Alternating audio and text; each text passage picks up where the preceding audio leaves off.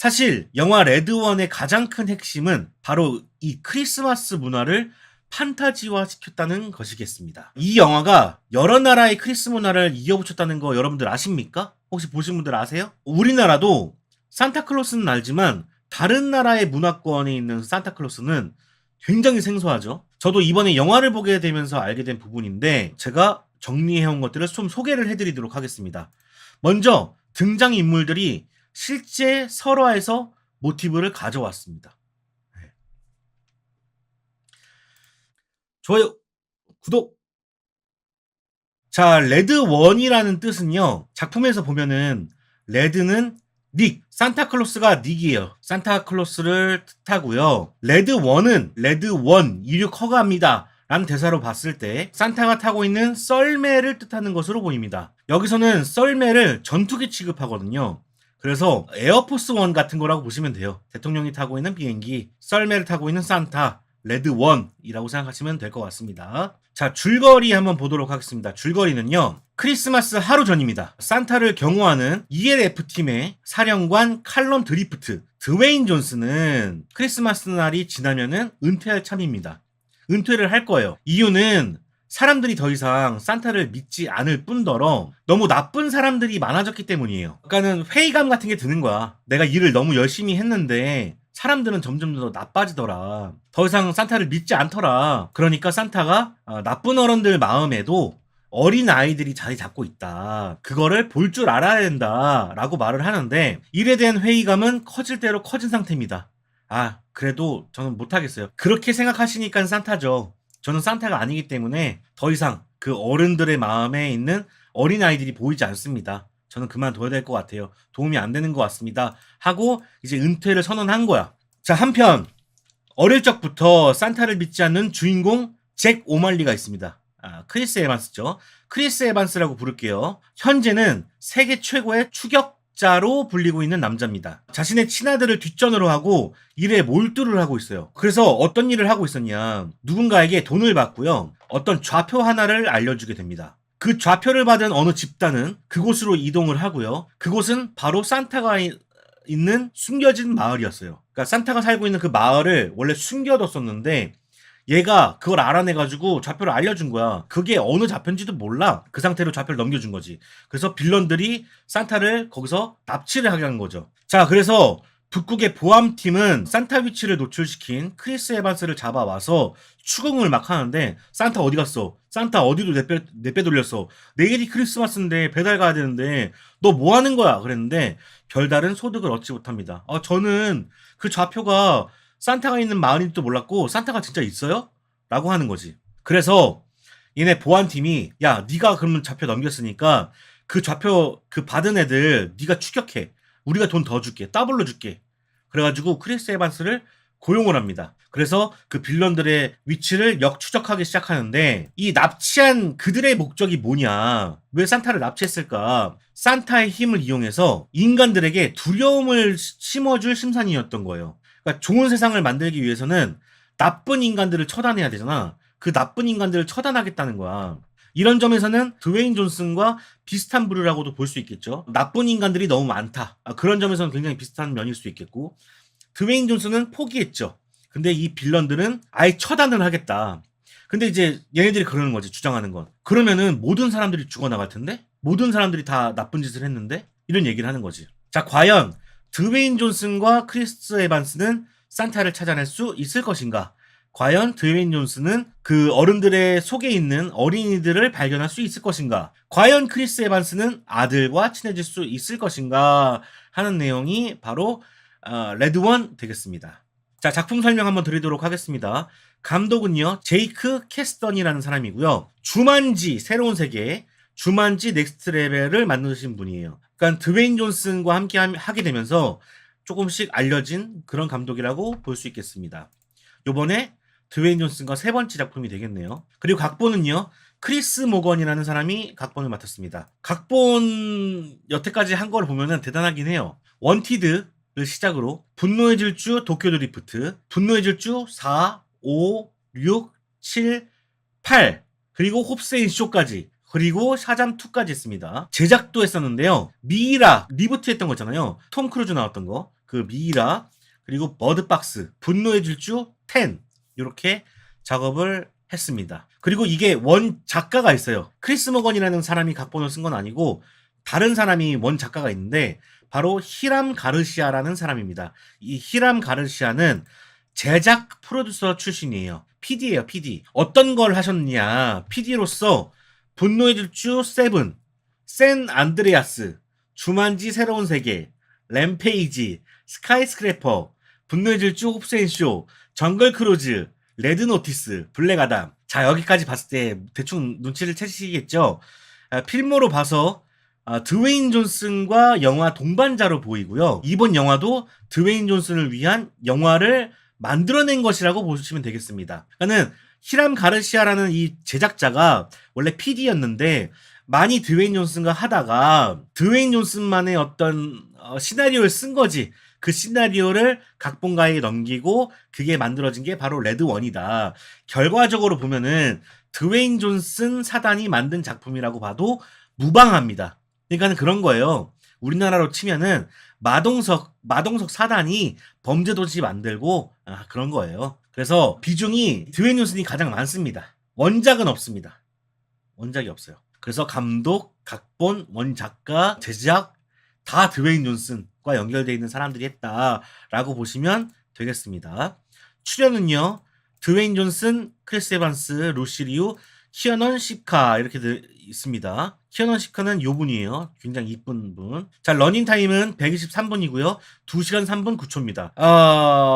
2시간이 넘어갔어요. 일단 나쁜 영화입니다. 제 기준에서. 자, 원래 2023년 크리스마스에 맞춰서요. 프라임 비디오로 출시될 예정이었던 작품이었어요. 근데 파업으로 인해서 올해 극장 개봉을 하게 된 것이고요. 창고 영화라고 봐야 될 것 같습니다. 1년 만에 털어내는 작품이라고 볼 수 있겠어요. 그리고 한국은 11월 6일 이번 주에 개봉을 했는데 미국은 11월 15일 날, 그러니까 9일 뒤, 2주 뒤에 개봉을 할 예정입니다. 그래서 한국이 먼저 개봉을 했어요.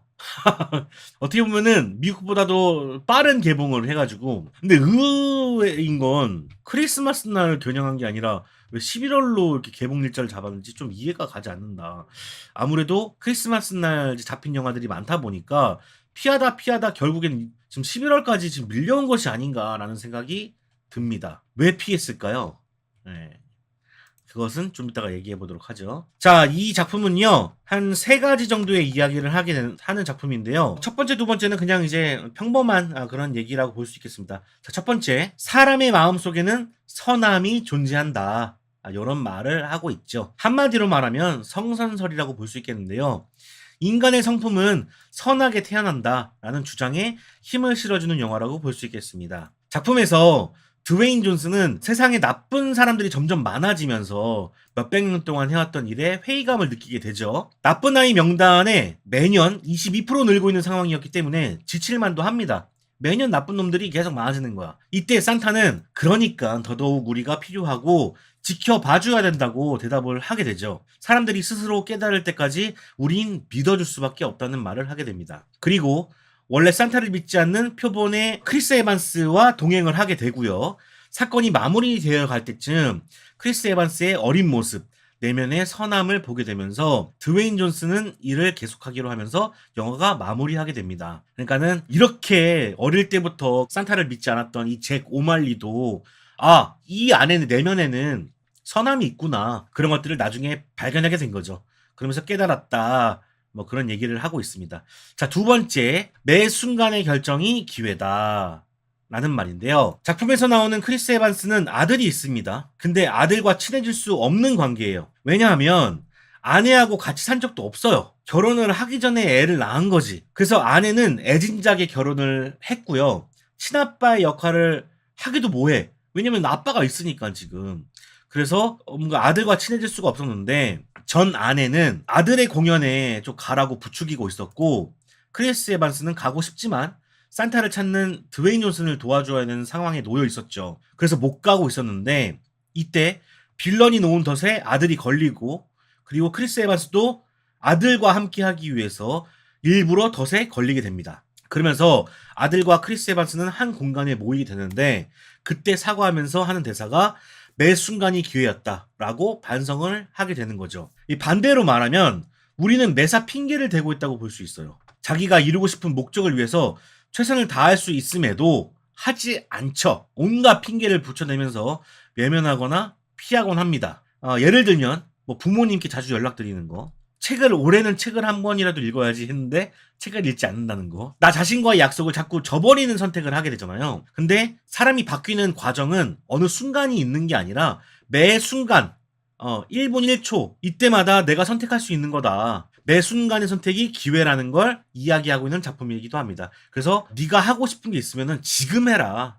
핑계대지 말고 지금 해라 라는 말을 하고 있는 작품이기도 합니다. 자, 그리고 세 번째, 크리스마스의 판타지화겠죠. 사실 영화 레드원의 가장 큰 핵심은 바로 이 크리스마스 문화를 판타지화 시켰다는 것이겠습니다. 이 영화가 여러 나라의 크리스 문화를 이어붙였다는 거 여러분들 아십니까? 혹시 보신 분들 아세요? 우리나라도 산타클로스는 알지만 다른 나라의 문화권에 있는 산타클로스는 굉장히 생소하죠. 저도 이번에 영화를 보게 되면서 알게 된 부분인데 제가 정리해온 것들을 좀 소개를 해드리도록 하겠습니다. 먼저 등장인물들이 실제 설화에서 모티브를 가져왔습니다. 자, 레드원에 나오는 산타 이름이 닉이에요. 닉. 여러분들 다 아시다시피 산타클로스는 성 니콜라오 주교로부터 기원이 되었습니다. 그래서 니콜라오를 줄여서 닉으로 칭하게 된 거죠. 요거는 뭐 다들 아실 거라고 생각합니다. 자, 그리고 닉의 형으로 나오는 크람푸스가 있습니다. 크람푸스, 요 괴물같이 생긴 친구. 얘가 산타의 형이에요. 실제로 중부 유럽과 동유럽에서 전해지는 악마입니다. 산타클로스와 함께 크리스마스에 나타나게 되고요. 산타는 착한 아이에게 선물을 준다면 크람푸스는 나쁜 아이에게 벌을 하는 캐릭터라고 해요. 그래서 산타는 이렇게 선물 주고 나쁜 아이의 명단이 써있다 그러면은 종아리 걷어 가지고 때리고 막 그러는 친구라고 합니다. 그래서인지 영화에서는 나쁜 어린이 명단을 크람푸스, 이 산타의 형이 만들었다는 이야기를 하게 되고요. 그리고 산타클로스가 수입될 때 나라별로 이렇게 수입이 될 거 아니에요. 크람푸스는 아무래도 부정적인 이미지라서 생략했다고 합니다. 그래서 미국으로 건너갈 때도 산타클로스는 건너갔는데 크람푸스도 건너갔겠지. 이런 이야기들이 건너갔는데 크람푸스는 지워버린 거예요, 그냥. 지워버리고 산타클로스만 이제 강조돼서 또 이게 한국으로 들어왔을 거 아니야. 그럼 우린 크람푸스 존재를 모르고 산타클로스만 받아들인 거지. 그래서 존재감이 지금은 굉장히 적어진 캐릭터라고 합니다. 자, 그리고 메인 빌런으로 나오는 그릴라라는 캐릭터가 있습니다. 여기 그릴라, 이 예쁜 여자친구. 이 그릴라는 크리스마스와 관련된 아이슬란드 민속 설화에 나오는 인물이에요. 실제로 있는 설화입니다. 그릴라는 여자 거인으로 표현이 되고요. 아이슬란드의 못된 아이들의 이야기를 수집한 다음에 겨울이 오면은 아이들을 잡으러 온다고 합니다. 그리고 그 데려온 아이들을 커다란 솥에 팔팔 끓여가지고 스튜로 만든 다음에 다음 겨울까지 그 스튜를 먹으면서 살아간다고 알려져 있습니다. 그러니까 이게 산타클로스 이야기나 뭐 이런 설화들이 대체로 아이들한테 어떤 경각심, 나쁜 짓 하지 말라, 뭐 이런 것들로 인해서 만들어진 것 같은데, 거기에 일환이라고 보시면 돼요. 너 나쁜 짓 하면은 그릴라 마녀가 와가지고 너 잡아먹을 거야. 이렇게 이제 알려진 게, 요런 설화인 거죠. 그래서 이 설화가 만들어진 이유를 보면은 아이슬란드의 겨울이 굉장히 혹독하고요. 위험하기 때문이라고 해요. 어두운 밤에 눈길 속으로 아이들이 나가면은 다시 집을 찾기가 어렵기 때문에 밤에는 나가지 말라.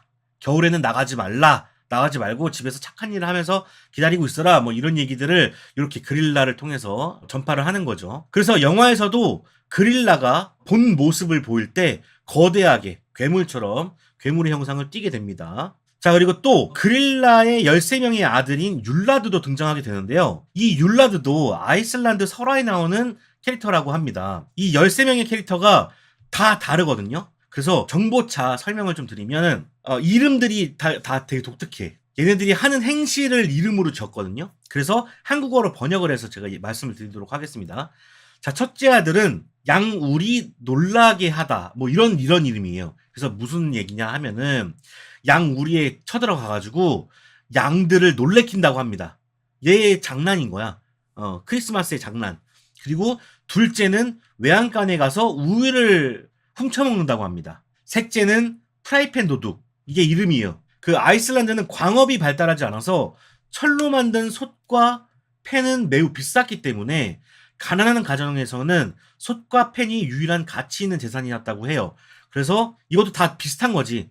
양 조심해라. 겨울에는 양 조심하고 젖소들 조심하고 왜냐면은 식량이 떨어지기 때문에 솥 조심하고 프라이팬 조심해라. 이거 훔쳐가면은 이게 가장 비싼 물건이었기 때문에 그러니까 이런 것들을 다 이게 설화로 만든 거야.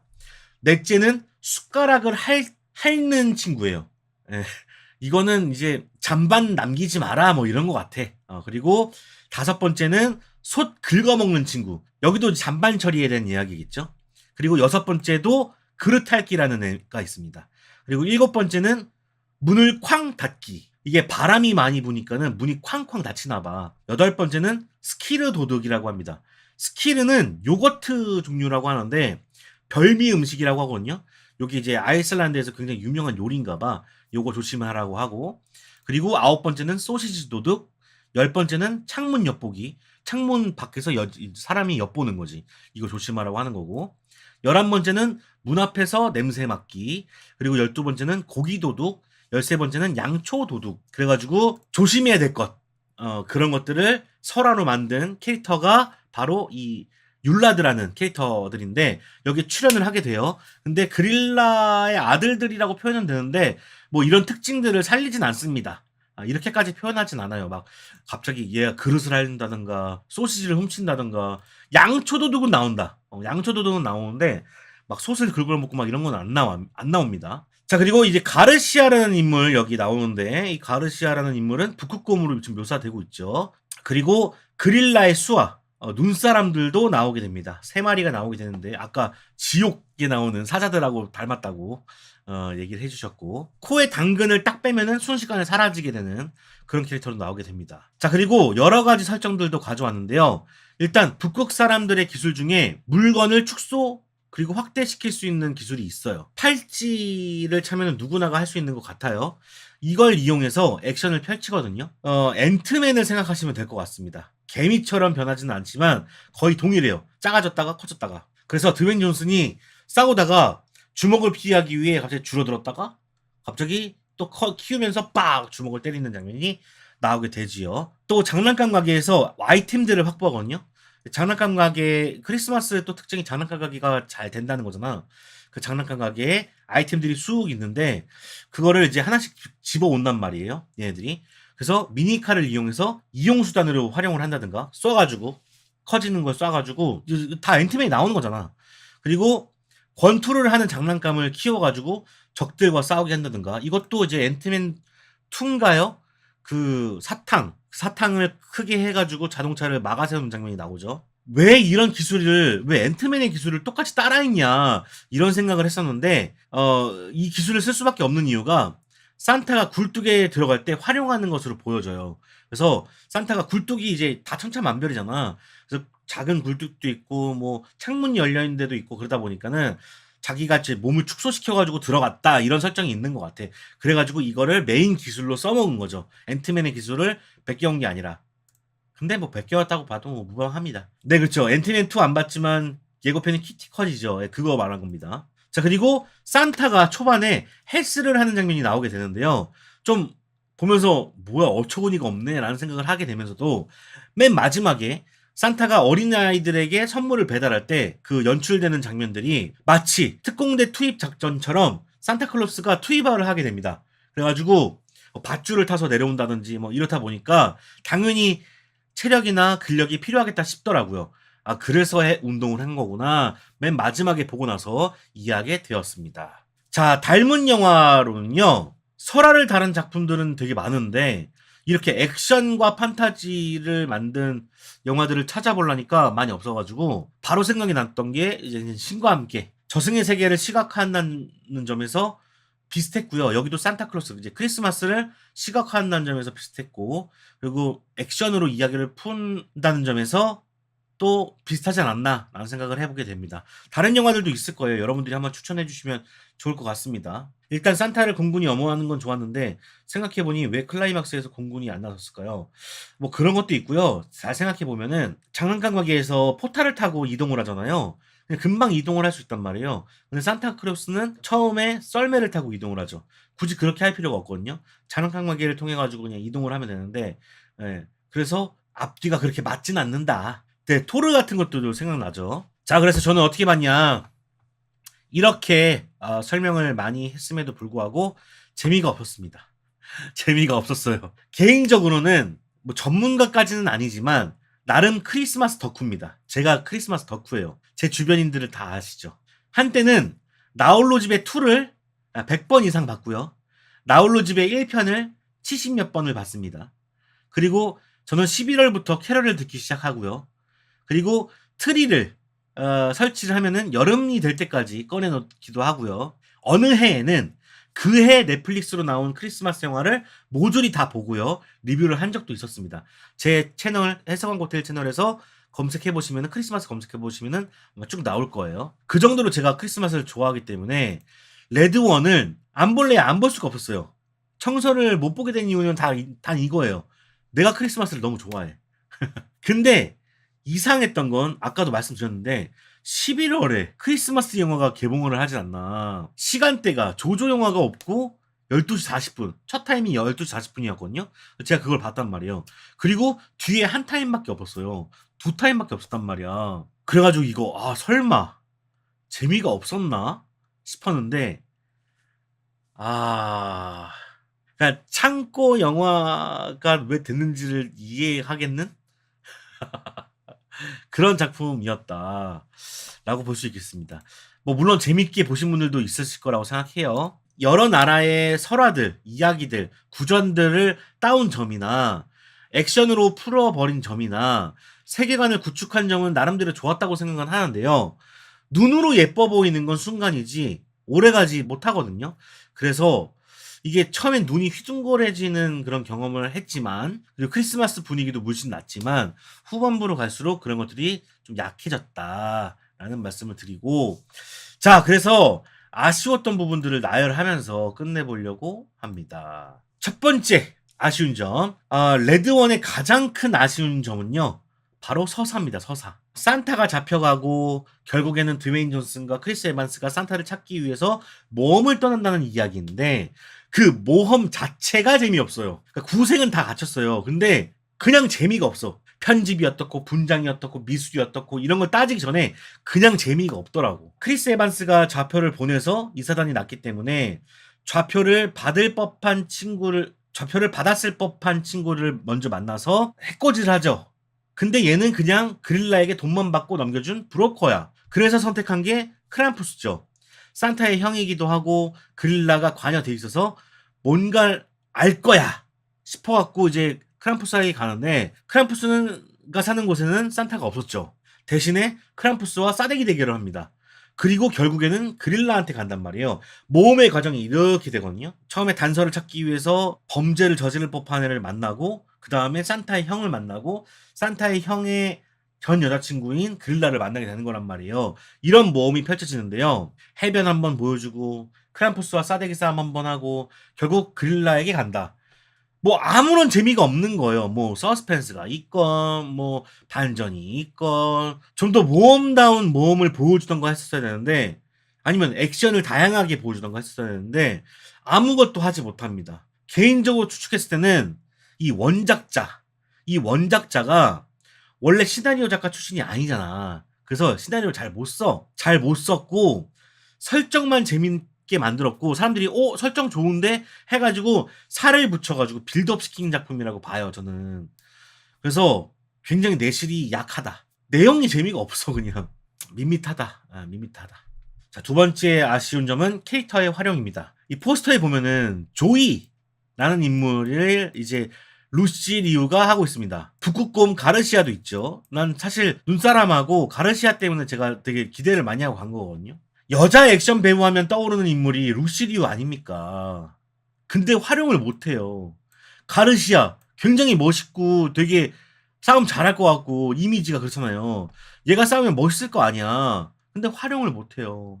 이들이 활약할 서사가 없습니다. 아예 없어. 액션을 보여주긴 하는데요. 아주 코딱지만큼 나옵니다. 얘네 4명이 같이 다니는 게 아니라 가오갤처럼 드웨인 존슨, 루시 리오, 그 다음에 크리스 에반스, 가르시아가 같이 다니는 게 아니라고. 그냥 2명만 같이 다니고 얘네들은 그냥 짜발이에요, 짜발이. 이렇게 좋은 캐릭터들을 만들어 놓고 활용을 못 하고요. 사실 산타도 보면은 멋있잖아. 굉장히 멋있게 만들었다고 생각해. 헬스하는 산타 멋있잖아.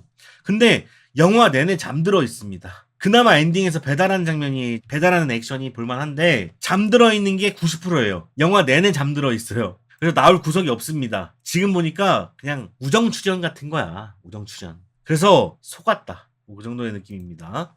자, 세 번째 아쉬운 점. 타겟입니다. 타겟. 곰은 싸우라고 있는 거야. 곰이 안 싸우더니 직무유기야. 그러니까요. 문제가 있어. 자, 세 번째는 타겟인데 이 영화의 두 번째 가장 큰 아쉬움은 관객의 타겟이에요. 연령 타겟이 굉장히 낮습니다. 이거 12세로 나왔거든요, 한국에서는. 서사에도 그런 것들이 많이 드러나는데 드웨인 존슨은 어른들에게 어린이가 보이지 않는다가 그의 주제고요. 크리스 에반스는 아들과 친해지고 싶다가 주제고, 빌런 그릴라는 못된 아이들을 스노우글로브에 가둬두겠다. 그게 그녀의 악행이에요. 죽이겠다, 목을 따겠다, 찢어먹겠다, 잘근잘근 씹어갖고 스프를 끓이겠다 이런 게 아니라 여러분들 이렇게 흔들면 이렇게 동그란데 흔들면은 스노글라스라고 있잖아요.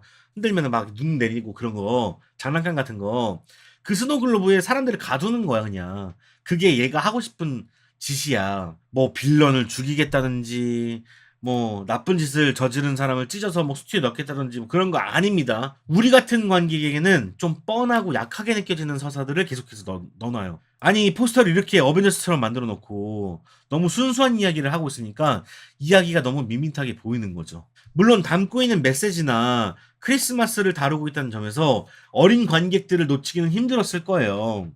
그래서 기획부터 되게 잘못되었다고 생각을 하고요. 이 정도의 배우들과 액션성, 판타지를 그릴 것이었으면 조금 더 연령대를 올려서 이야기를 전개했어도 되지 않았을까라는 생각을 해보게 돼요. 계속 영화는 농담을 던지는데 재미가 더럽게 없어요.